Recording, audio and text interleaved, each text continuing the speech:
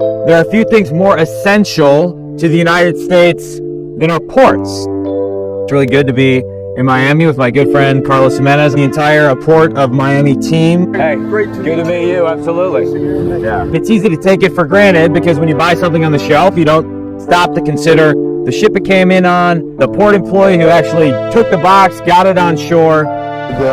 Most of our commerce goes through, the ocean or by our rivers. If our ports shut down, our economy shut down, and it's as simple as that.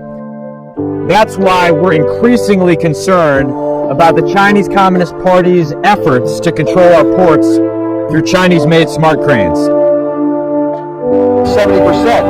70% of the cranes that are unloading, that are being used in our nation today, actually are being produced in China and being controlled by the Communist Party of China, which means that we are vulnerable to that. So the threat posed by the CCP is not over there, it's right here at home. It's right in our ports. It gives them the ability to disrupt our entire domestic economy.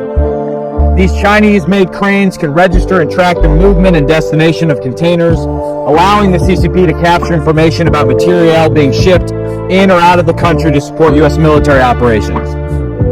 In recent years, Congress has taken critical action to counter threats from CCP proxies like Huawei and ZTE. I think it's time that we act with a similar sense of urgency to secure our critical port infrastructure. I've introduced legislation to outlaw all Chinese-made software that controls the cranes, and also eventually to start moving away from the Chinese Communist Party made cranes and start utilizing either cranes made in the United States or by our allied countries.